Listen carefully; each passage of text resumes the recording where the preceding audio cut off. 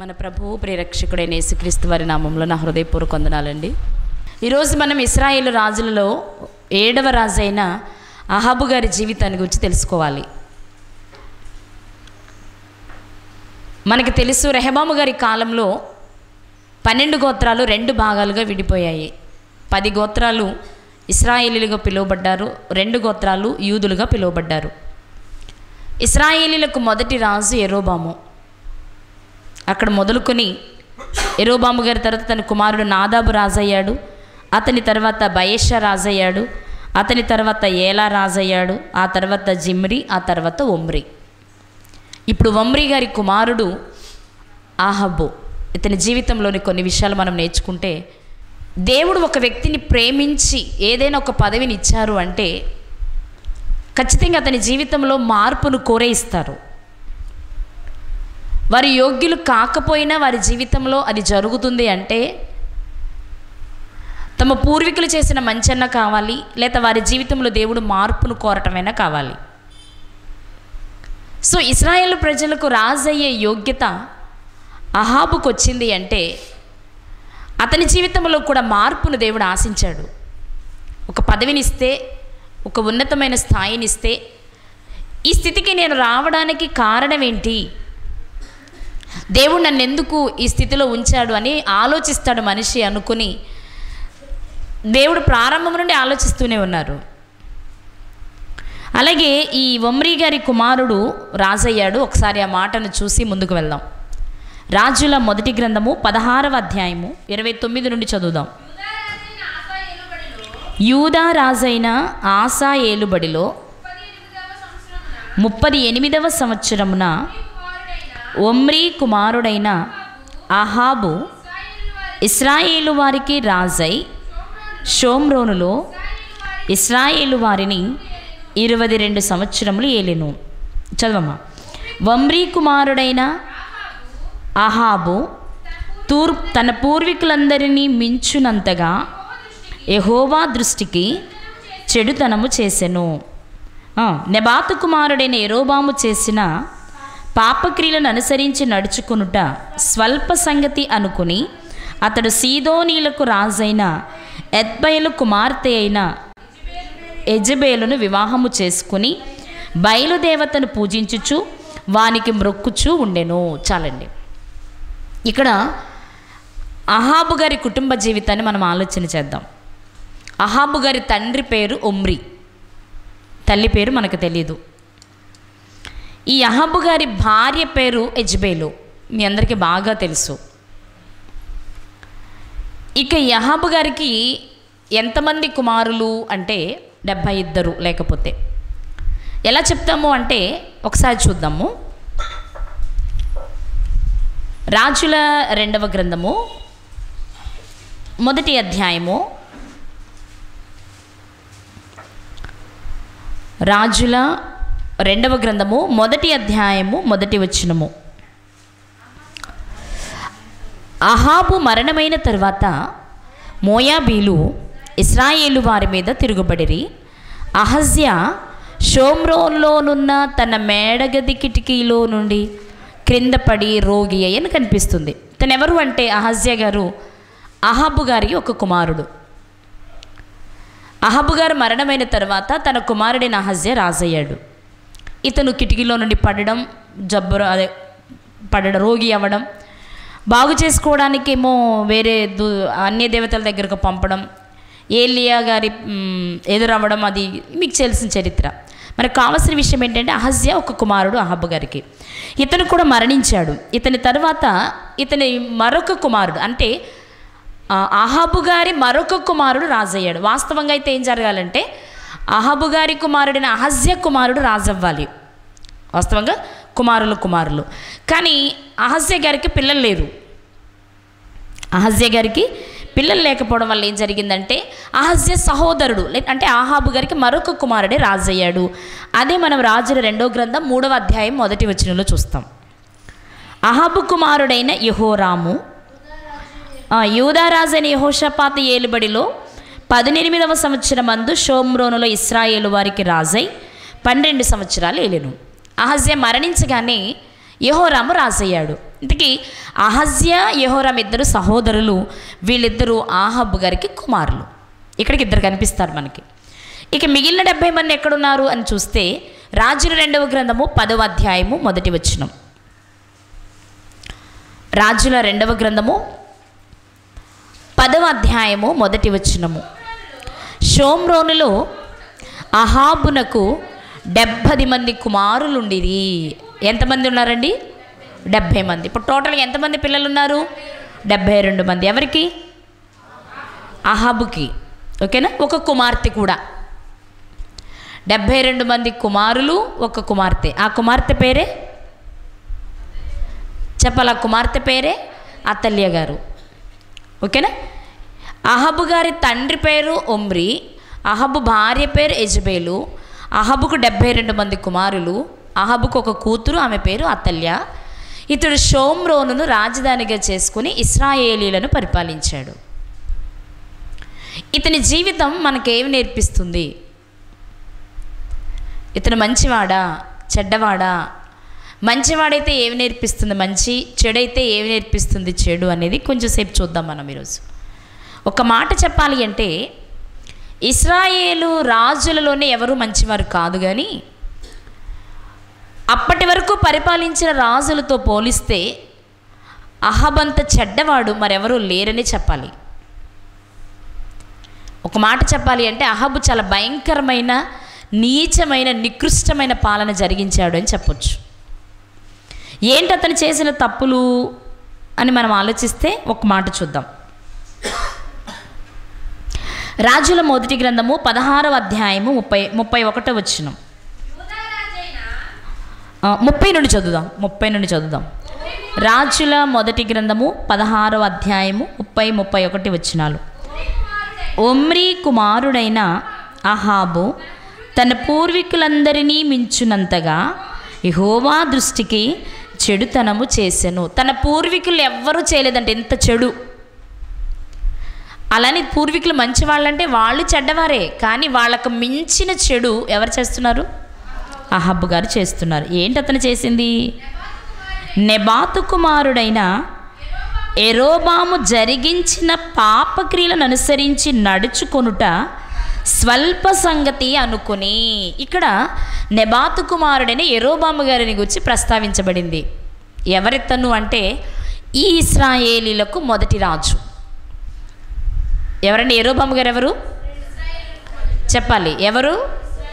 ఇశ్రాయేలీలకు మొదటి రాజు. జరిగించిందే చిన్నదట, దానికి మించిన పాపం చేయాలనుకుంటున్నాడు అహాబు అట. ఇంతకీ యెరోబాము గారు చేసిన పాపం ఏంటి దేవుని దృష్టిలో అంటే మీకు తెలుసు, అయినా ఒకసారి చూద్దాం. రాజుల మొదటి గ్రంథము 12వ అధ్యాయము. రాజుల మొదటి గ్రంథము 12వ అధ్యాయము 27 నుండి చదువుదాం. యెరోబాము తన హృదయమందు తలంచి ఆలోచన చేసి 2 బంగారపు దూడలు చేయించి జనులను పిలిచి, యెరూషలేమునకు పోవుట మీకు బహు కష్టము. ఇశ్రాయేలు వారలారా, ఐగుప్తు దేశములో నుండి మిమ్మును రప్పించిన మీ దేవుడు ఇవే అని చెప్పి ఒకటి బేతేలు నందును ఒకటి దాను నందును ఉంచెను. ఇంతకీ యెరోబాము గారు చేసిన తప్పేంటి దేవుని దృష్టిలో అని ఆలోచిస్తే యెరోబాము గారట 2 దూడలను చేయించారట. చేయించి మిమ్మల్ని నడిపించింది, ఐగుప్తు దేశం నుండి మిమ్మల్ని తీసుకొచ్చింది ఇదే అని చెప్తున్నాడు. వాస్తవంగా దూడలు తీసుకొచ్చాయండి ఇశ్రాయేలీయుల్ని ఐగుప్తు నుండి. ఇక్కడ మీకు నిజంగా నాటి ఇశ్రాయేలీయులు చేసిన తప్పే ఈరోజు ఇశ్రాయేలీయులకు మొదటి రాజు చేస్తున్నాడు. ఆనాడు మార్గ మధ్యంలో ఉండగా, అంటే ఐగుప్తు నుంచి కనానుకు బయలుదేరి వస్తూ ఉండగా మోషే గారు పలకలు తేవడానికి కొండెక్కినప్పుడు క్రింద ఇశ్రాయేలు ప్రజలు చేసిన ఇదే పని. అహరోను గారి దగ్గరకు వచ్చి, బాబు మమ్మల్ని నడిపించిన ఒక దేవత, ఐగుప్తు నుంచి మమ్మల్ని నడిపించిన దేవత మాకు కావాలి, లేక దేవుడు మాకు కావాలి, మాకు అది ఇప్పించమని అడిగినప్పుడు ఆయన అడిగారు, మీ బంగారం అంతా ఇవ్వమన్నారు. ఆ బంగారాన్ని తీసుకుని పోత పోస్తే దూడ రూపం వచ్చింది కదా. అప్పుడు వాళ్ళు చెప్పిన పాట అదే, ఐగుప్తు నుంచి మమ్మల్ని నడిపించింది ఇదే అన్నారు కదా, అదే మాట ఇశ్రాయేలీయులకు మొదటి రాజైన యెరోబాము కూడా 2 దూడల్ని చేయించి, ఎన్ని దూడలు? 2 దూడల్ని చేయించి అదే మాట చెప్తున్నాడు. అంటే వీళ్ళకి దూడలు తప్ప దేవుని గొప్పతనం ఏమీ అర్థం కావట్లేదు. ఎందుకు వీళ్ళకి దేవుని గొప్పతనం అర్థం కాలేదు అంటే ఫ్రీగా వచ్చేస్తున్నాయి కదా అన్నీ. మాకు ఈ కూరగాయలు నచ్చలేదు, మాకు మాంసం కావాలి అంతే, తెల్లారిపాటి కురిసింది, చక్కగా తిన్నారు. అయ్య బాబా ఎదురుగా ఎర్ర సముద్రం ఉంది, మేము నడవలేము, మేము చావడమే అనుకుంటే ఏం అక్కల పాయలు చేసి నడిపించారు. ఏది కావాలంటే అది నిమిషాలలో వారికి జరిగినట్లుగా చరిత్రలో ఏ జాతి ప్రజలకు జరగలేదు. అవునా కదా? మన్నాన్ని ఇశ్రాయేలు తప్ప ఇంకెవరైనా తిన్నారా? ఎర్ర సముద్రాన్ని దాటిన చరిత్ర ఇశ్రాయేలు తప్ప ఇంకెవరికైనా జరిగిందా? బండను చీలిస్తే 25 లక్షల మంది తాగే నీరు ఇంకెవరికైనా జరిగిందా? ఎవరి దేవుడైనా మా దేవుడు లేక మా దేవత అనుకున్న దేవతలు ఎవరైనా చేయగలిగారా అంటే ఎవరు చేయలేదు. ఇలాంటి అద్భుతాలు చూసిన ఇశ్రాయేలీలు చివరికి మాట్లాడుతుంది ఏంటి అంటే, మమ్మల్ని నడిపించిన దేవుడు ఎవరనుకున్నావు? ఈ దూడలే. ఈరోజు మనం కూడా అలాగే ఉన్నాం. ఎన్ని అద్భుతాలు దేవుని దగ్గర నుండి చూస్తున్నాం. మన జీవితాలలో, మన కుటుంబాలలో దేవుడు చేసే ఆశ్చర్య క్రియలు ఎన్ని చూస్తున్నా మరలా లోకస్తులానే మనం బ్రతుకుతున్నాం. మన అలవాట్లు మారవు, మన మాట తీరు మారదు, మన ప్రవర్తన మారదు, మన జీవితం దేవునికి నచ్చినట్లుగా మార్చుకునే ప్రయత్నం ఈరోజు మనం చేయలేకపోతున్నాం. నాటి ఇశ్రాయేలీయులకు మించి ఈరోజు మనం జీవిస్తున్నామంటే అందులో అతిశయోక్తే లేదు. పేరుకు మాత్రమే అన్నీ తెలిసిన వారం, పేరుకు మాత్రమే గొప్ప దేవుణ్ణి కలిగిన వారం, పేరుకు మాత్రమే సత్యం తెలిసిన వారం, కానీ మన క్రియల్లో 1% కూడా దేవుని కలిగిన వారి జీవితాల్లో మన జీవితాలు ఎదుటి వారికి మాదిరిగా లేవు ఈరోజు. ఇప్పుడు యెరోబాము చెప్తున్నాడు, 2 దూడలను చేయించి బేతేలునందు ఒకటి, దానునందు ఒకటి, అంటే వారి రాజ్యానికి బోర్డర్, అటు బోర్డర్ అది, ఇటు బోర్డర్ ఇది, 2 చివరి ప్రాంతాల్లో 2 దూడలను పెట్టి అక్కడ వరకు వెళ్ళి మీరు ఆరాధించండి తప్ప మీరు యెరూషలేముకు వెళ్ళొద్దు. మీరు యెరూషలేమునకు వెళ్తే ఏం జరుగుద్ది అంటే మీ మనస్సు మళ్ళుతుంది. దావీదు గుర్తొస్తాడు మీకు, సొలొమోను గుర్తొస్తాడు మీకు, వెంటనే రెహబాము వైపు తిరిగిపోతారు. మీరు అటువైపు మీరు తిరగకుండా ఉండాలి అంటే ఇదే మార్గం అనుకున్నాడు. 2 దూడలు జయించి ఇవే మీ దేవుళ్ళు పూజించమని చెప్పాడు. అయితే అదే నచ్చలేదు దేవునికి. అవునా? యెరోబాము గారు చేసిన తప్పే నచ్చలేదు కాబట్టే యెరోబాము గారి జీవితం సర్వనాశనం అయిపోయినట్టు చూస్తాం మనం. యెరోబాము గారు 2 దూడలు చేస్తేనే దేవునికి నచ్చకపోతే ఇప్పుడు అహాబు గారు అనుకుంటున్నారు యెరోబాము చేసింది చాలా చిన్నది, నేను చూడు ఎంత చేస్తాను. యెరోబాము చేసింది చిన్నది, నేను ఇప్పుడు పెద్ద చేస్తా అంటే ఏమనుకుంటున్నాడు? ఇండైరెక్ట్గా నేను చాలా పెద్ద తప్పు చేసి దేవుని దగ్గర నుండి పెద్ద శాపాన్ని పొందుదాం అనుకుంటున్నాడు. కానీ అది ఆలోచించట్లా. ఇతనికంటే మించి చేయాలి నేను అనుకుంటున్నాడే తప్ప మించి చేస్తే దేవుని దృష్టిలో నేను మించి తప్పు చేసిన వాడిని అవుతాను అని ఆలోచించలే. మీరు మొదటి ప్రసంగంలో విన్నారు కదా, క్రొత్త సంవత్సరం వస్తుంది అంటే ఉత్సాహంతో ఉరకలేస్తున్నామే తప్ప మన జీవితంలో ఒక సంవత్సరం గడిచింది అనే ఆలోచన మనకి లేదు. ఎంతో ఇది అంతే. ఈయన కూడా ఏమనుకుంటున్నాడంటే నా పూర్వీకుడైన నా పితరుడైన యెరోబాము చేసింది చిన్నది, నేను పెద్దది చేస్తా. కానీ ఆ పెద్దది తప్పని, ఆ పెద్ద తప్పుకు పెద్ద శిక్ష ఉంటుందనే ఆలోచన మాత్రం ఆయనకి రావట్లేదు. అది స్వల్ప సంగతి కాబట్టి నేను మించింది చేయాలంటే ఏం చేస్తే బాగుంటుందని ఆలోచించాడు. వాళ్ళు కేవలం 2 దూడలను చేసి దేవతలను చేసి ఇవే దేవతలని చెప్పారు కదా, నేనేం చేయాలి అని ఆలోచిస్తే ఆ మట్టి బుర్రకు అర్థమైన ఒక మంచి సంగతి ఏంటంటే, ఆయన దృష్టిలో మంచి సంగతి ఏంటంటే అన్య దేవతలను నేను చేయడం కాదు కానీ అన్య దేవతలను పూజించే అమ్మాయిని పెళ్లి చేసుకుందాం. పూజ అయితే నచ్చితే చేస్తాం, లేకపోతే లేదు. అదే భార్య అనుకో, మన ఇంట్లోనే ఉండి రోజు మనల్ని గోకుద్ది కదా. భార్యల గురించి మనకు తెలియని విషయమేం కాదు. వాళ్ళు అనుకున్నారు అనుకోండి, ఏం చేస్తారు? ఇక అదే కూర్చున్న, అదే నుంచున్న, అదే పడుకున్న, అదే పాట. అందుకే స్త్రీల గురించి మాట్లాడుతున్నప్పుడు చెప్పులో రాయి, చెవిలో జోరీగా, ఇంకేమి ఉన్నాయి కదా, కాల్లో ముళ్ళు, ఏవేవి పాటలు చెప్తూ ఉంటారు. ఎందుకంటే అవి ప్రతి క్షణం ఆ వ్యక్తిని బాధిస్తూ గుర్తిస్తూ ఉంటాయి. స్త్రీలు కూడా అంతే. ఇప్పుడు అహాబు ఆలోచిస్తున్న విషయం ఏంటంటే, నా పూర్వీకుడు యెరోబాము 2 దూడలను చేసి పెట్టాడు కానీ నేను అలా చేయను. అలాంటి దూడలను ఆరాధించే అమ్మాయిని నా జీవిత భాగస్వామిగా తెచ్చుకుంటా. అప్పుడు ఇక నేను ఆటోమేటిక్గా ఏం జరిగిపోతుందంటే నా జీవితంలో ఇక ఆ దేవతలను మరచిపోయే ప్రసక్తే ఉండదు. ఎందుకని ప్రతి క్షణం గుర్తు చేస్తుంది ఆమె నాకు. ఏమండి బయలు దగ్గరికి వెళ్ళొద్దామండి, ఏమండి బయలు దగ్గరికి వెళ్ళొద్దామండి అని. నిజం ఎంత పని చేశాడండి అహాబు తన జీవితంలో చేసిన చరిత్రలో చిరస్థాయిగా నిలిచిన తప్పంటూ ఉంది అంటే ఒక అన్యజాతి స్త్రీని వివాహం చేసుకోవడమే. అదే మనం చదివాం కదా. ఏం చదివాం? అతడు సీదోనీల రాజు అయిన ఎద్బయలు కుమార్తె అయిన యెజబేలును వివాహం చేసుకుని పూజించుచు వానికి మ్రొక్కుచునూ ఉండెను. ఏం చేశాడు ఇతను? సీదోనీల రాజు ఎద్బయలు, అందులోనే బయలు పేరుంది. బయలు దేవతను ఆరాధించే రాజు అతడు. ఆ రాజు కుమార్తె యెజబేలు, ఆమె పేరులో కూడా బయలు ఉంది. అంటే మీరు ఆలోచించండి, రాజు పేరులో బయలుంది, రాజు కూతురు పేరులో బయలుంది అంటే వారు బయలును ఎంత బాగా ఆరాధించేవారో మీరు అర్థం చేసుకోవాలి. సహజంగా దేవుళ్ళ పేర్లు పెట్టుకున్నామంటే ఎవరికైనా పేర్లు మనం చూస్తుంటాం మనం కదా.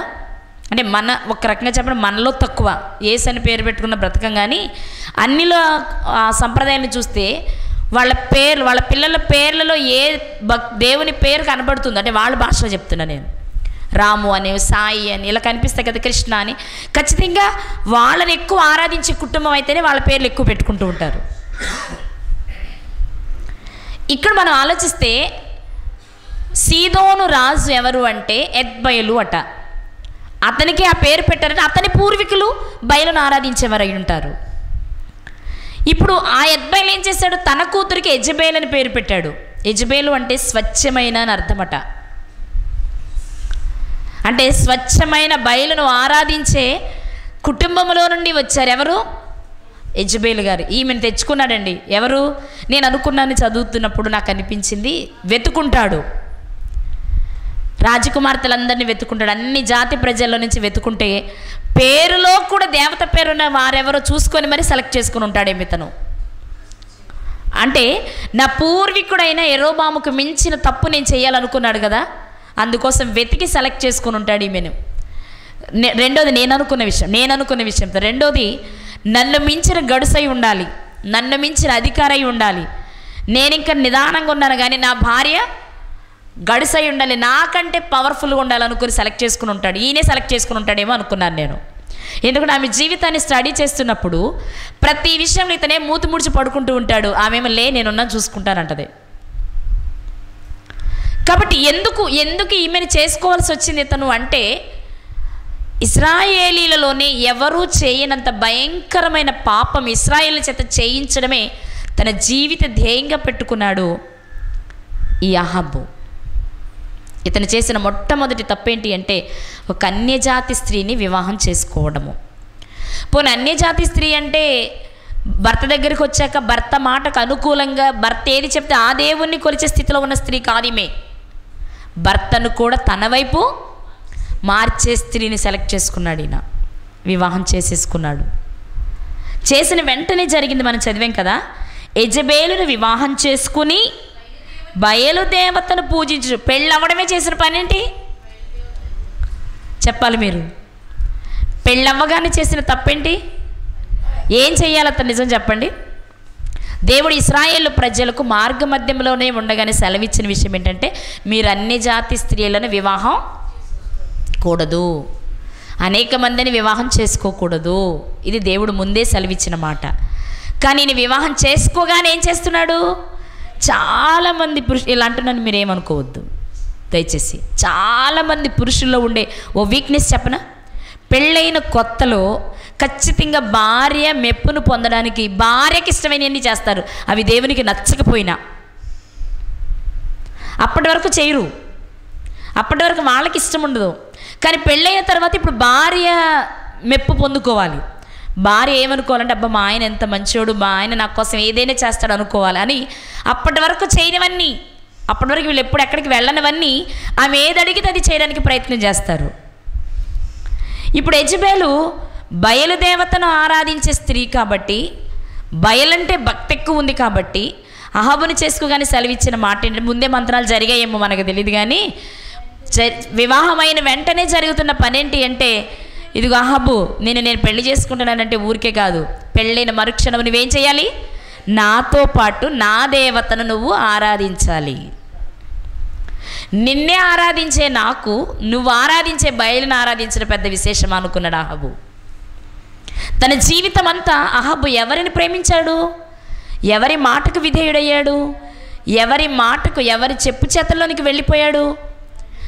భార్య చెప్తే వినొద్దని నేను అనట్లేదు, కానీ భార్య చెప్పేది ఏదో ఆలోచించలేని వాడు అజ్ఞాని. స్త్రీలు బలహీనమైన ఘటాలు, ఏదైనా అడిగేస్తారు ఆవేశంలో. చేస్తున్నారు అనుకుంటే ఇంకేదైనా అడగొచ్చు, కానీ అడుగుతున్నారని అన్నీ చేసుకుపోవడం కాదు. వాళ్ళు అడుగుతున్నది సబబైనదా కాదా, వాళ్ళు అడుగుతున్నది దేవుడు మెచ్చేదా కాదా, ఇది ఆలోచించుకోవాల్సిన బాధ్యత ఎవరిది చెప్పాలి, ఎవరిది, పురుషునిదే. ఆలోచించుకోకపోతే జరిగేదేంటో అహాబు జీవితం నేర్పిస్తుంది. ఈరోజు నేను భార్య మాట వినొద్దనట్లా, భార్యలు భర్త శ్రేయస్సు కోరేవారు, దేవుని చిత్తానికి తల వంచే స్త్రీలు ఉన్నారు. శారా గారు అదే కదా మనం మాట్లాడుకున్నది. ఏంటి, అబ్రాహాము గారికి దేవుడు పిల్లల్ని ఇస్తానన్నారు, శారా గారి స్త్రీ ధర్మం నిలిచిపోయింది. ఇప్పుడు దేవుని వాగ్దానం ఎలా నెరవేరుతుందని ఆలోచించి హాగరు గారిని భార్యగా ఇచ్చారు శారా గారు. అలాంటి స్త్రీలు ఉన్నారు. అలా కాదు, దేవుని ఆజ్ఞను మీరే స్త్రీలు ఉన్నారు. అదే చేశారు అవ్వగారు. దేవుడు తినవద్దన్న పండు తాను తిని ఆదాము గారికి తెచ్చారు. ఇప్పుడు ఇద్దరు స్త్రీలే, ఇద్దరు భర్తలకు మాటలు ఇచ్చిన వారే, కానీ ఎవరి మాట వింటే మంచిదని ఆలోచించుకోవాల్సిన విజ్ఞత భర్తకు ఉండాలి. ఇప్పుడు మనం ఆలోచించుకుందాం, అబ్రహాము గారిలా ఉన్నామా, ఆదాము గారిలా ఉన్నామా? ఆలోచించకుండా ఏ భార్య మాట వింటే తప్పేంటండి, నా మేలు కోరేదే, కానీ నీ మేలు నిన్ను నిత్య జీవానికి నడిపిస్తుందా, నిత్య నాశనానికి నడిపిస్తుందో చూసుకోకపోతే నీ చేతులారా నీ జీవితం నువ్వే నాశనం చేసుకున్నవాడు అయిపోతావు. ఆలోచించాలి. ఈరోజు అహాబు గారు చేస్తున్న పని అదే. వివాహమైన వెంటనే చేతనేత తనేం చేయాలి, భార్యని తన వైపు తెచ్చుకోవాలి. కానీ ఆలోచన లేదుగా తనకి. అతను అనుకున్నదే యెరోబాముకు మించిన తప్పు చేయాలనుకున్నప్పుడు భార్య మాట తాను వింటాడు తప్ప తన మాట భార్య వినేలా ఎలా చేసుకుంటాడు? నన్ను అడిగితే పైకి కనిపించేది యెజబేలు తప్పు అంటున్నాం, కానీ యెజబేలులకు అవ్వడానికి కానీ యెజబేలును తెచ్చుకోవడానికి కానీ కారణం అహాబుదే. ఎందుకంటే యెరోబాముని మించిన తప్పు చేయాలన్న కోరిక అతనుకుంది. చాలామంది కుటుంబాలు మనం పరిశీలిస్తున్నప్పుడు చాలామంది జీవితాల్లో మనకు కనిపించేది ఏంటి అంటే, పైకి ఎదుటి వారి మీద నెట్టేస్తూ ఉంటాం, స్త్రీల మీద నెట్టేస్తూ ఉంటారు. కొంతమంది స్త్రీల విషయంలో ఏం జరుగుద్దంటే, వాళ్ళు కొంచెం చిన్ని తప్పుడు పనులు, తింగర పనులు చేస్తుంటారు. వాటిని చూసి మనం అనుకుంటాము వీళ్ళే తింగరోళ్ళు అనుకుంటాం, కానీ తింగరతనాన్ని అడ్డుపెట్టి పెద్ద పెద్ద నాటకాలు ఆడేస్తూ ఉంటారు పురుషులు. అది చాలా జాగ్రత్తగా గమనించకపోతే కుటుంబాలు సర్వనాశనం అయిపోతూ ఉంటాయి. నిజం చెప్పండి, యెజబేలు రాక వలన మాత్రమే అహాబు అయ్యాడా? కావాలనే కదా యెజబేలుని తెచ్చుకున్నది అహాబు కాదా? తనకు తెలీదా అన్య జాతి స్త్రీలను వివాహం చేసుకోకూడదనే సంగతి తెలీదా? తెలిసి ఆమెను తెచ్చుకున్నాడు అంటే పేరు యెజబేలు చెప్పగానే మనం దడొస్తుంది, కానీ లేదా మూతి ముడిచి కూర్చున్నాడని అహాబును తక్కువగా ఆలోచిస్తున్నాం, కానీ అసలు నాటకం అంతా ఎవరిలో ఉంది? అతనిలోనే ఉంది. నన్ను అడిగితే పైకి నిదానంగా ఉన్నట్లు, మూతి ముడుచుకొని కూర్చున్నట్లు, ఏమీ చేయలేని వాడిగా పడుకున్నట్టు కనబడుతున్నాడు, కానీ అతని ఇంటెన్షన్ ఏంటంటే నేనేమీ చేయలేని వాడిని కాబట్టి అన్నీ చేసి అమ్మాయిని తెచ్చుకోవాలనుకున్నాడు. యెజబేలుని తెచ్చుకున్నాడు, తను కోరే తెచ్చుకున్నాడు యెజబేలుని. కానీ పైకి మాత్రం ఎవరిని చూపిస్తున్నాడు? భార్యను చూపిస్తున్నాడు అందరికీ. ఎవరిని చూపిస్తున్నాడు? అమ్మో యెజబేలే అంటున్నాం మనం, కానీ అమ్మో యెజబేలు అనే ముందు యెజబేలునే తెచ్చుకున్న ఘనుడు ఎవరు అంటే అహాబు. అతన్ని మనం ఆలోచించాలి ఇక్కడ. అర్థమవుతుందండి? తెచ్చుకున్న వెంటనే అతను చేసిన పని ఏంటి అంటే, బయలు దేవతలను పూజిస్తూ వారికే మ్రొక్కుతూ, ఇదే నా జీవితం. ఎందుకు మ్రొక్కుతున్నాడు? అమ్మయ్య మొదటి బయలు దేవతకు మ్రొక్కగానే అహాబు అనుకుని ఉంటాడు, ఆనాడు యెరోబాము దూడను చేయించి ప్రజల చేత మొక్కించాడు, ఈరోజు నేను స్వయంగా నేనే వెళ్తున్నాను, నా భార్య కుటుంబ సమేతంగా సకుటుంబ సపరివార సమేతంగా బయలును ఆరాధించే పనిలో ఉన్నాను. అమ్మయ్య యెరోబాము కంటే కొంచెం పెద్ద తప్పే అని చాలా సాటిస్ఫై అయ్యి ఉంటాడు. అంతేకాదు అతను ఇంకేం చేశాడో చూద్దాం. అతని చరిత్రలో షోమ్రోనులో తాను బయలునకు కట్టించిన మందిరమందు బయలునకు ఒక బలిపీఠము కట్టించెను. ఏం చేశాడు ఇతను? బయలునకు ఒక బలిపీఠము తానే స్వయంగా కట్టించాడట. ఎందుకు కట్టించుంటాడు? ఎందుకు కట్టించాడు? పూజించటానికి. ఒకటి భార్య అడుగుంటుంది, రెండు తాను యెరోబాము కంటే మించిన తప్పు చెయ్యాలి, రెండు కలిసాయి కాబట్టి ఇప్పుడు తానే నిలబడి స్వయంగా కడుతున్నాడు ఒక బలిపీఠము. అంతేనా? 33వ వచనం. మరియు ఆహాబు దేవతాస్తంభం ఒకటి నిలిపెను. ఈ ప్రకారము ఆహాబు తన పూర్వీకులైన ఇశ్రాయేలు రాజులందరికంటే ఎక్కువగా పాపము చేసి ఇశ్రాయేలు దేవుడిన యెహోవాకు కోపము పుట్టించెను. చాలండి, అమ్మయ్య అనుకున్నంత కోపం వచ్చింది దేవునికి. ఎవరి వలన చెప్పాలి? ఎవరి వలన? అహబు గారి వలన. దేవునికి కావలసినంత కోపాన్ని పుట్టించడానికి అహబు గారు వాడుకున్న అస్త్రమే యెజ్బెలు. నిజంగా ఇలాంటి మూర్ఖులు కూడా ఉంటారా? కోరి ఏదంటారు, కొరివితో తలగొక్కున్నట్టు. అంతే కదండి, దేవునితో పెట్టుకుంటున్నాడు. ఎవరితో పెట్టుకుంటున్నాడు? ఈయనేమన్నా ఇరుగు పొరుగు రాజులతోనా? ఎవరితో పెట్టుకుంటున్నాడు? దేవునికి నచ్చని ఏకైక పనేది అంటే విగ్రహారాధన. ఏ కాలంలో మీరు తీసుకున్నా సరే విగ్రహారాధన అంటే ఆయనకి ఏమాత్రము నచ్చదు. అందుకే ఆజ్ఞలలో మొదటి ఆజ్ఞ అదే, నీ దేవుడైన యెహోవాను నేను తప్ప నువ్వెవ్వరిని పూజించినా నాకు నచ్చదు. దేవునికి ఏది ఇష్టం లేదో ఆ పనే చేస్తున్నాడు ఈ అహబు. ఈయనేం చేశాడట? బయలుకు ఒక బలిపీఠం కట్టాడట, అషేరా దేవతకు స్తంభాన్ని నిలిపాడట. అంతేకాదు బయలుకు 450 మంది ప్రవక్తలను పెట్టాడు, అషేరా దేవతకు 400 మంది ప్రవక్తలను పెట్టాడు.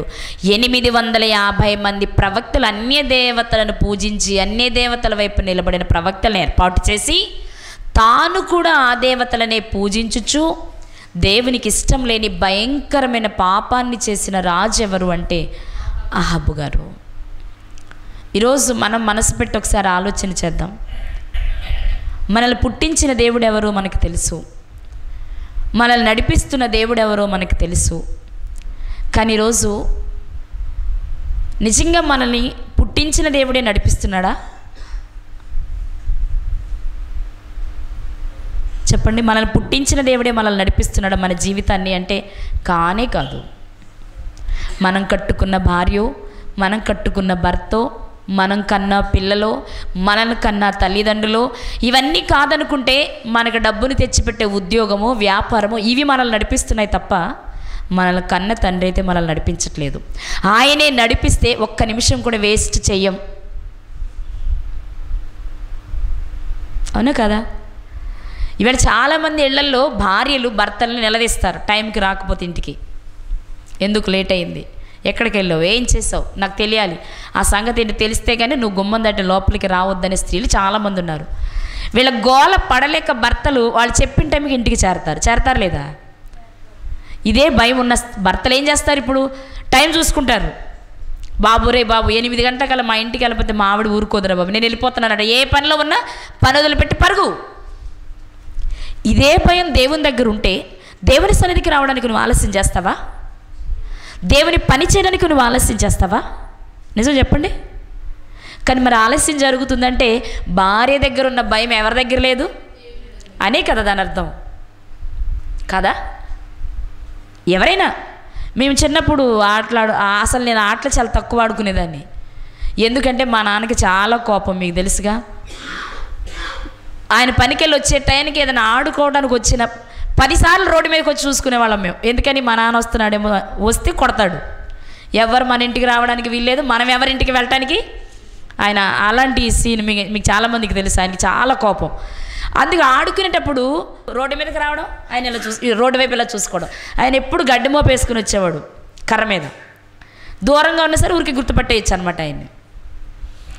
అలా గుర్తుపట్టడం వల్ల ప్రశాంతంగా ఎప్పుడు ఆడుకునేవాళ్ళం కాదు. ఒకవేళ దగ్గరకు వచ్చేసాడా, ఎక్కడ పిల్లలు అక్కడ పరుగు. పిల్లలమే కాదండి, మా అమ్మ దగ్గరికి ఎవరైనా వచ్చినా ఆయన వచ్చినా ఇంకెవరు ఆడవాళ్ళు ఇంటి దగ్గర ఉండడానికి వీల్లేదు, అంత కోపం మా నాన్నకి. ఒక ఆడుకోవడానికి ప్రశాంతత లేదు, పక్కింటి వాళ్ళతో మాట్లాడడానికి మా అమ్మకు ప్రశాంతత లేదు. ఎందుకంటే మా నాన్నకి నచ్చదు కాబట్టి. ఎందుకే ఎగ్జాంపుల్ చెప్తున్నానంటే, దేవునికి నచ్చని పని మనం చేస్తున్నామంటే దేవునికి కోపం వస్తుందనే ఆలోచన మనకి లేదు, అంతేనా? అర్థమవుతుందన్నమాట. కానీ ఇక్కడ మనం ఆలోచన చేస్తే ఇక్కడ అహాబు గారు చేస్తున్న తప్పేంటి?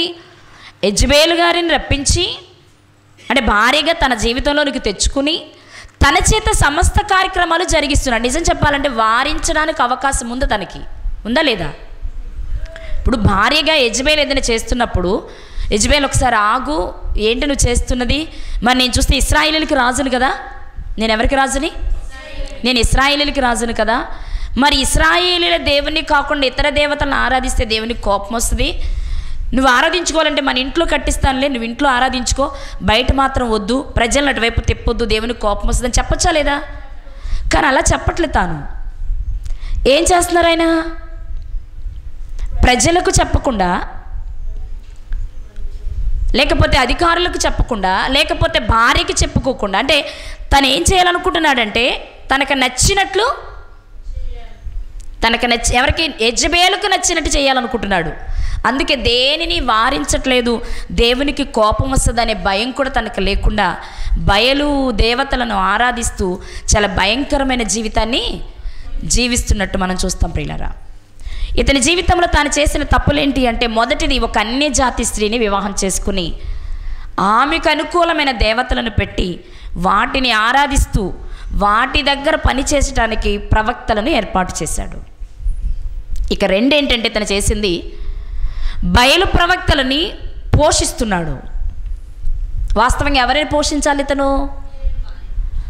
ఇతను ఇశ్రాయేలీయులకు రాజు, ఇశ్రాయేలీయుల దేవుణ్ణి, ఇశ్రాయేలు దేవుని ప్రవక్తలను పోషించాలి.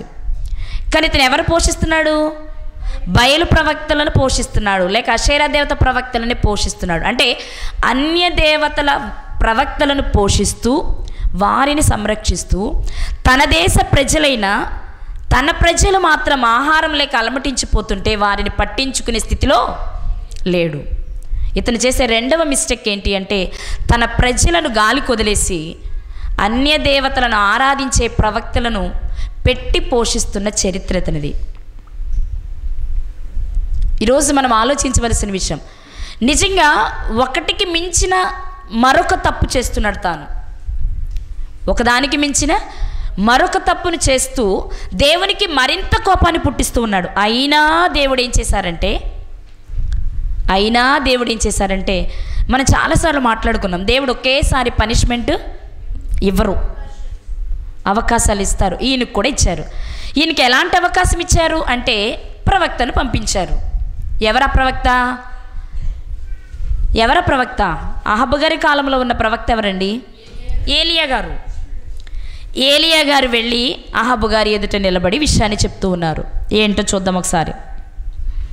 17వ అధ్యాయము 1వ వచనం, రాజుల మొదటి గ్రంథము 17వ అధ్యాయం 1వ వచనం. అంతటా గిలాదు కాపురస్తుల సంబంధియు తిష్బీయుడునైన ఏలియా అహాబు నొద్దకు వచ్చి, ఎవని సన్నిధిని నేను నిలువబడి ఉన్నానో ఇశ్రాయేలు దేవుడైన ఆ యెహోవా జీవము తోడు, నా మాట ప్రకారముగాక ఈ సంవత్సరములలో మంచైనను వర్షమైనను పడదని ప్రకటించను. చాలండి, దేవుడు పంపించాడు ప్రవక్తని. విషయాన్ని చెప్తున్నాడు. ఏమని అంటే, రాజా, ఈ దేశంలో వర్షము కానీ కడకు మంచు కానీ పడదు. ఈ మాట ప్రవక్త చెప్పగానే రాజు ఏం చేయాలో మీరు చెప్పండి. ఎందుకు పడదు? ఎందువలన ఇలా జరుగుతుంది? నేనేమైనా తప్పు చేశానా, లేక నా ప్రజలు ఏదైనా తప్పు చేశారా అని వెనక్కి తిరిగి ఆలోచించుకోవాలా లేదా? రాజు చేయవలసిన పని అదే. మీకు మాట చెప్తాను. దావీదు గారి కాలంలో కరువు వచ్చింది. అప్పుడు దావీదు గారు ఏం చేశారు? వెంటనే దేవుని సన్నిధిలో ప్రార్థన చేశారు. దేవా, కరువు రావడానికి కారణం ఏంటి అని. అప్పుడు దేవుడు తెలియచేశారు. ఏమని? సమూయేలు 2వ గ్రంథము 21వ అధ్యాయం 1 నుండి చదువుదాం. దావీదు కాలమున 3 సంవత్సరములు విడవకుండా కరువు కలుగగా దావీదు యెహోవాతో మనవి చేసెను. అందుకు యెహోవా ఈలాగు సెలవిచ్చెను, సౌలు గిబియోనీలను హతము చేసెను గనుక అతనిని బట్టియు నరహంతకులుగా అతని ఇంటివారిని బట్టియు శిక్షగా ఈ కరువు కలిగెను. చాలా దావీదు గారు రాజుగా ఉండగా కరువు వచ్చింది. ఎన్ని సంవత్సరాలు? వరుసగా 3 సంవత్సరాలు. మొదటి సంవత్సరం కరువు వస్తే కామన్ అనుకున్నారు ఆయన. రెండో సంవత్సరం కూడా కరువు వస్తే కామనే అనుకున్నారు. కానీ 3 సంవత్సరం వచ్చినప్పటికీ ఆలోచించారు, ఇది వరుసగా 3 సంవత్సరాలు కరువు వచ్చింది, ఇది కామన్గా వస్తున్నట్టు లేదే, ఏదో పనిష్మెంట్లో వస్తున్నట్టుందే అనుకుని వెంటనే దేవుని సన్నిధిలో ప్రార్థించారు. అప్పుడు దేవుడు చెప్పారు ఏమనంటే, నా కుమారుడైన యెహోషువ గిబియోనీయులకు మాట ఇచ్చాడు కదా గతంలో ఒకసారి, ఏమని, ఎప్పటికీ మిమ్మల్ని శిక్షించును, మీరు నీళ్లు చేదువారిగా కట్టెలు నరుకువారిగా దేవుని సన్నిధిలో బ్రతకమని. అలాంటి గిబియోనీయులను సౌలు హతం చేశాడు. అంటే యెహోషువ ద్వారా నేను ఇచ్చిన మాటను నెరవేర్చకుండా మాట మీరి హత్య చేశాడు కాబట్టి దానికి పనిష్మెంట్గా ఇప్పుడు నేను కరువు రప్పిస్తున్నాను అని దేవుడు సెలవిచ్చారు. వెంటనే దావీదు గారు అయితే ఇప్పుడు నేను దీన్ని ఏం చేయాలో అని ఆలోచించడానికి గిబియోనీయులను పిలిపించారు. మీకు మా పితరుడైన యెహోషువ మాట ఇచ్చినప్పటికీ సౌలు ఆ మాటని మీరి మీలో కొంతమందిని చంపారు కాబట్టి మీ కోపం తీరాలంటే ఏం చేయాలో మీరే చెప్పమని అడిగారు. అప్పుడు వారు అడిగారు, 7 సౌలు కుటుంబంలో 7 మగపిల్లలు మాకు అప్పగిస్తే మేము ఉరి తీస్తామని అడిగారు. అన్న మాట ప్రకారం 7 అప్పగించడం, ఉరి తీయడం, కరువు ఆగిపోవడం అన్నీ జరిగిపోయింది. ఇక్కడ మనం ఏం ఆలోచిస్తున్నామంటే, రాజ్యంలో ఏదైనా కష్టం వస్తే రాజు ఏం చేయాలంటే ఈ కష్టం వెనుక కారణం ఏంటి ఆలోచించాలి. ఎందుకంటే తన ముందు చరిత్రలో జరిగిన సంఘటనలు ఉన్నాయి కాబట్టి. కానీ ఇక్కడ తాను ఆలోచించకపోగా కరువు వస్తుందనే వార్త ముందే వచ్చినప్పటికీ ఏలే గారు వార్త తెచ్చినప్పుడు, అయ్యో మరి ఇప్పుడు మేము ఏం చేస్తే బాగుంటుందండి, దయచేసి మాకు సెలవిని అని అడగవలసింది పోయి దాన్ని పట్టించుకోలేదు సరికదా. మరో సందర్భంలో ఆయనే ఏలియా గారితో ఏమంటున్నారో మాట చూద్దాం. రాజుల మొదటి గ్రంథము 18వ అధ్యాయం 17వ వచనం. అహాబు ఏలియాను చూచి, ఇశ్రాయేలు వారిని శ్రమపెట్టువాడవు నీవే కావాయని అతనితో అనగా, అహాబు గారు ఏలియా గారిని చూసి, మా శ్రమకు కారణం నువ్వే, ఎందుకని వార్త తెచ్చింది నువ్వేగా, మా శ్రమకు కారణం ఎవరు? నువ్వే అంటున్నాడు తప్ప, లేక నీవే అంటున్నాడు తప్ప, ఇంత శ్రమకు కారణం మేమేం చేసామని వెనక్కి తిరిగి ఆలోచించుకోండి. ఈరోజు కూడా చాలామంది ఇలాగే ఉన్నారు. దైవజనులు ఏదైనా వర్తమానం తెచ్చి మన పనులు బాగోకపోతే, నీ ప్రవర్తన బాగాలేదు కాబట్టి దేవుడు శిక్షిస్తున్నాడని చెప్తే ప్రవర్తన సరిచేసుకునేలా లేరు. వార్త తెచ్చిన వాళ్ళని దూషించడం, ద్వేషించడం, ప్రక్కన నెట్టేయడం చేస్తున్నారు. ఏమాత్రం అహాబుకు తక్కువ కాదు వీరు. నిజంగా వార్త తెచ్చింది ఎవరు? ఏలియా గారు. ఎవరి మాట ప్రకారం తెచ్చారు? దేవుని మాట ప్రకారమే.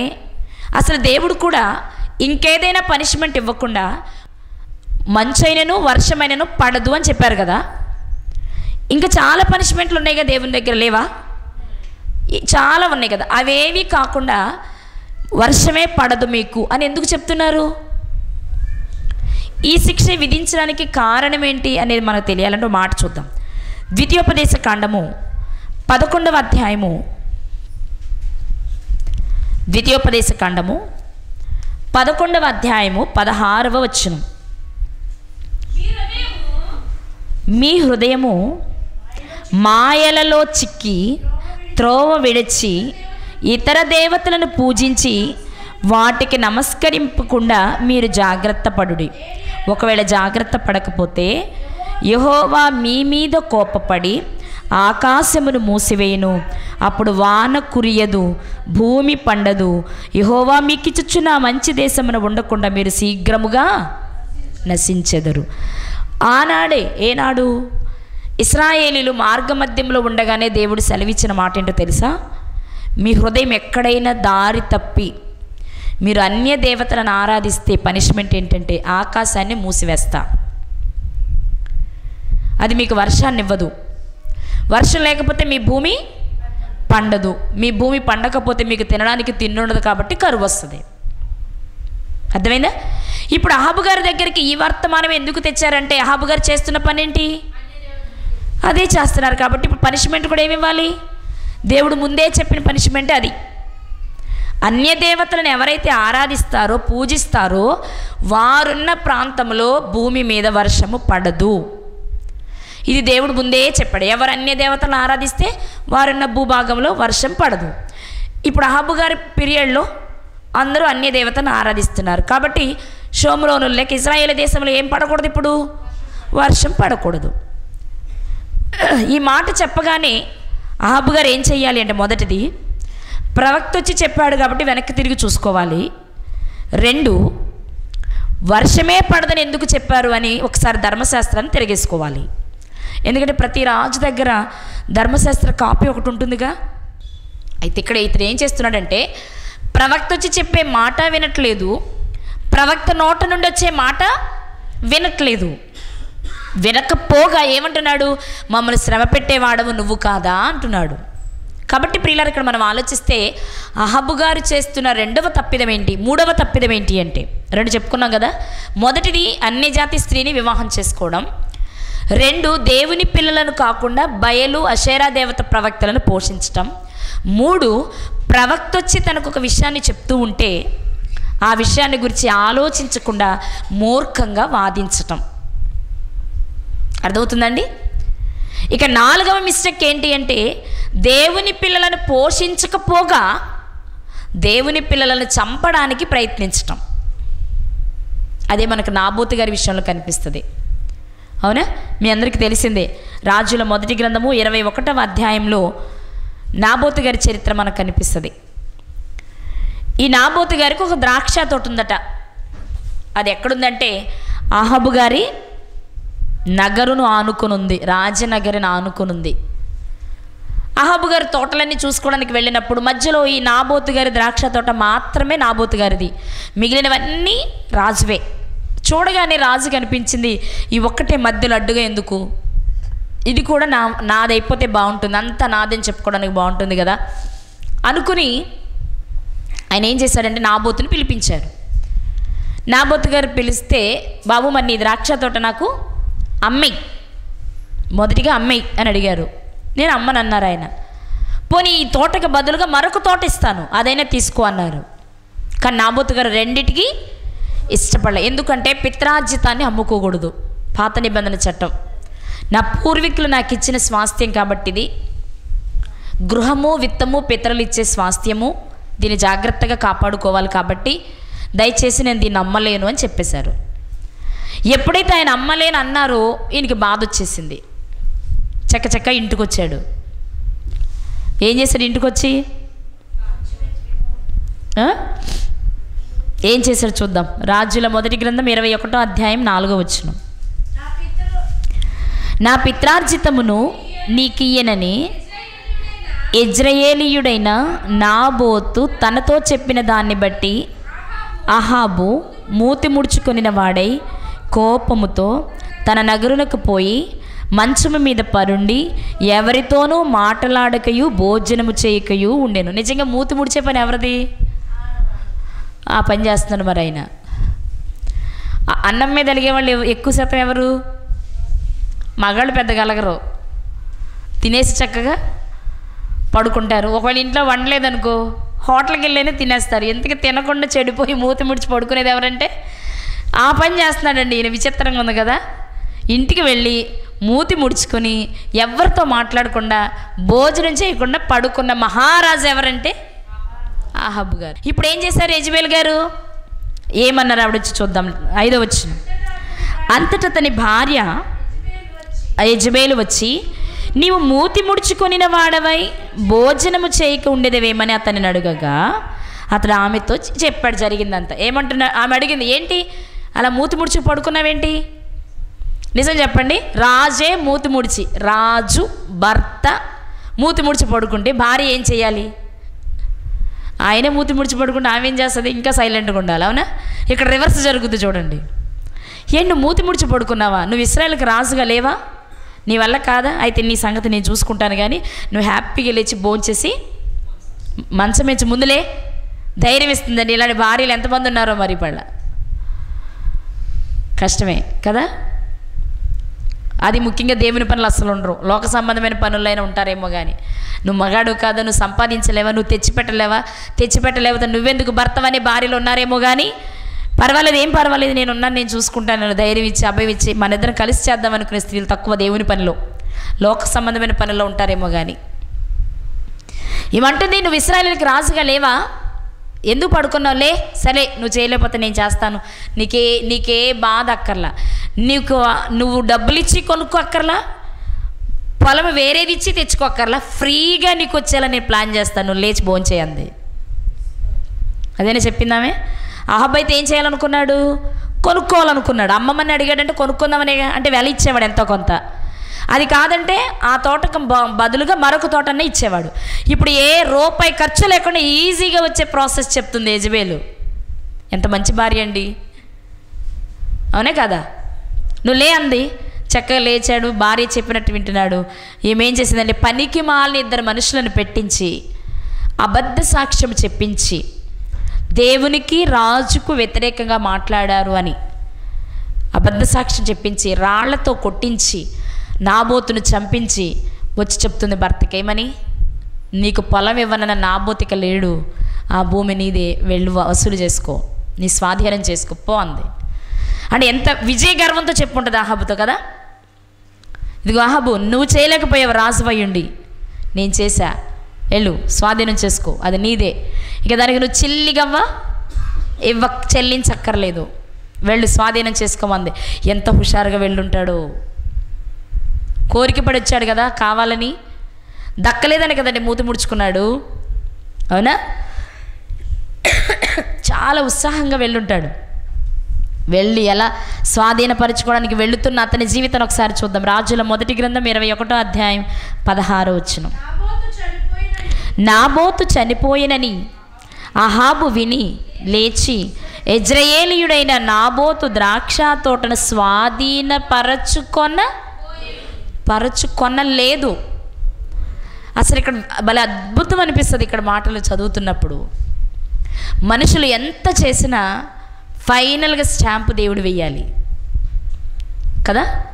పనికిమాలిన 2 పెట్టుకుంది, అబద్ధ సాక్ష్యం చెప్పించింది, పెద్దల్లో పిలిపించింది నాబోతు గారిని, సాక్ష్యం ఇప్పించింది, అతను చేసిన తప్పని రుజువు చేసింది, నాబోతు గారిని రాళ్లతో కొట్టి అన్నీ జరిగిపోయాయి. ఇక భూమిని కూడా స్వాధీనం చేసుకోమంది. స్వాధీనం చేసుకోబోతున్నాడు అంటే చక్కగా తోట వరకు వెళ్ళిపోయాడు. ఇంకా 2-3 నిమిషాల్లో దాన్ని స్వాధీనం చేసుకుంటాడు. ఇది ఆహాబుది అని పెద్ద పేరు టమకేయించాలి, అవునా. నాబోతు ద్రాక్ష తోట ఈ క్షణం నుంచి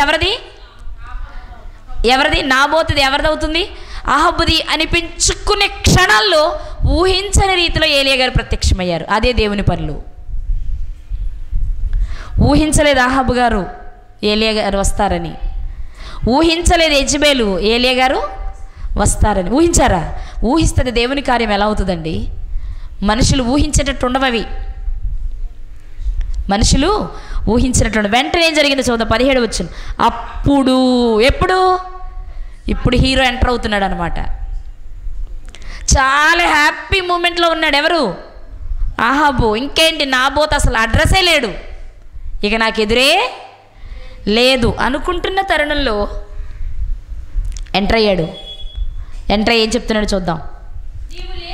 తిష్బీడైన ఏలియాకు ప్రత్యక్షమై యెహోవా వాక్యలాగా సెలవిచ్చాను, నీవు లేచి షోమ్రోనులోనున్న ఇశ్రాయేలు రాజైన ఆహాబును ఎదుర్కొనుటకు బయలుదేరుము.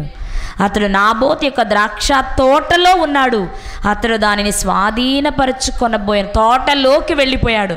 అంటే కొన్ని సెకండ్స్లో ఇక అతని స్వాధీనం కాబోతున్న తరుణంలో దేవుడు ఏం చేస్తున్నాడు, ఏలియా గారిని పంపించి నిలిపివేశాడు. ప్రియులారా, అందుకే మనుషులను నమ్ముట కంటే ఆశ్రయించాలి. అప్పుడు దేవుడు ఆశ్చర్యమైన క్రియలు మన జీవితాల్లో జరిగిస్తారు. మనుషులు ఎంతవరకు చేయగలరంటే, ఇదిగో యెజబెలులా ఇంతవరకు చేయగలరు, కానీ లాస్ట్ అండ్ ఫైనల్గా జరగవలసిన తీర్పు ఎవరి చేతిలో ఉంది?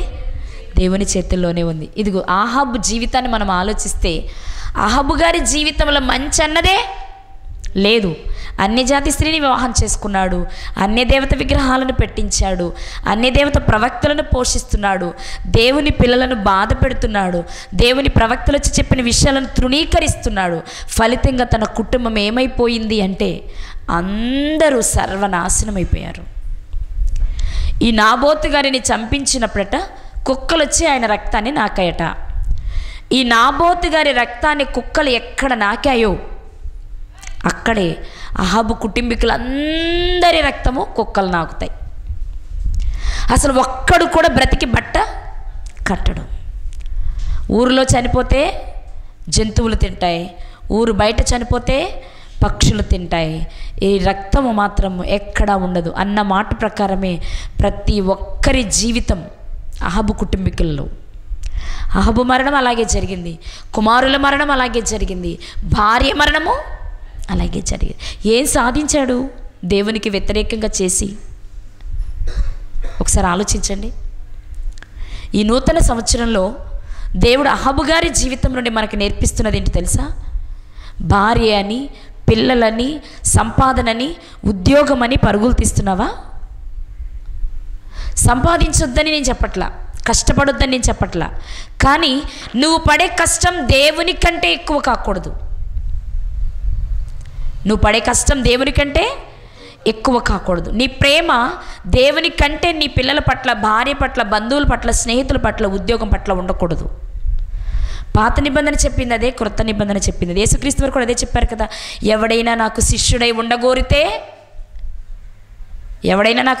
ఉండగోరితే అన్నీ విడిచి నన్ను వెంబడించాలి, తన సిలువను తానెత్తుకొని ఎవరికి వారే, అప్పుడు తప్ప ఎవడూ నాకు శిష్యుడు కానేరడు. కానీ ఈరోజు మనం ఏం చేస్తున్నాం?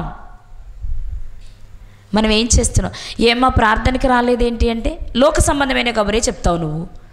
ఏనైనా ప్రార్థనకి రాలేదేంటి అంటే ఏం చెప్తున్నావు? సువార్త పరిచర్యకి వెళ్ళానండి, అందువల్ల నేను రాలేకపోయానండి. ఆన్సర్ ఎవరి దగ్గర రాదు.